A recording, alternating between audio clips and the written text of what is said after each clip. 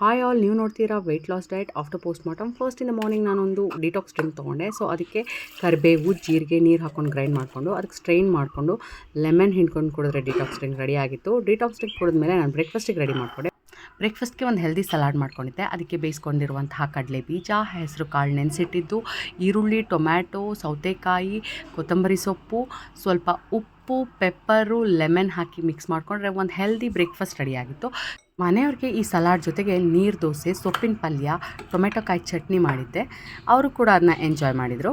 12 ಗಂಟೆ ಹೊತ್ತಿಗೆ ಹೊಟ್ಟೆ ಹಸಿಯೋಕ್ಕೆ ಶುರುವಾಯಿತು. ಅದಕ್ಕೋಸ್ಕರ ನಾನು ಒಂದು 2 ಪೀಸ್ ಚಕ್ಕೋತ ತೊಗೊಂಡೆ. ಅದಾದಮೇಲೆ ಮಧ್ಯಾಹ್ನ ಊಟಕ್ಕೆ ಮೆಣಸಾಳೆ ಮಾಡ್ಕೊಂಡಿದ್ದೆ. ಮೆಣಸಾಳೆ ಅಂದರೆ ಮೊಸರಿಗೆ ಖಾರ ಹಾಕ್ಕೊಂಡು ಉಪ್ಪು ಹಾಕಿ ಸೌತೆಕಾಯಿ ಸೇರಿಸಿದ್ರೆ ಆಯಿತು. ಊಟಕ್ಕೆ ಇದ್ರ ಜೊತೆಗೆ ಮುದ್ದೆ ಮತ್ತು ಸೌತೆಕಾಯಿ ಕ್ಯಾಬೇಜ್ ಸಲಾಡ್ ಇತ್ತು. ರಾತ್ರಿ ಊಟಕ್ಕೆ ಹೆಸರು ಕಾಳು ಚೀಲ, ಟೊಮೆಟೊ ಕಾಯಿ ಪಲ್ಯ ಮಾಡಿದ್ದೆ. ಇದಾಗಿತ್ತು ಇವತ್ತಿನ ದಿನ. ಇದೇ ರೀತಿ ಹೆಲ್ದಿ ರೆಸಿಪೀಸ್ಗಾಗಿ ನನ್ನ ಚಾನಲ್ನ ಲೈಕ್ ಮಾಡಿ, ಶೇರ್ ಮಾಡಿ, ಸಬ್ಸ್ಕ್ರೈಬ್ ಮಾಡಿ. Thank you all.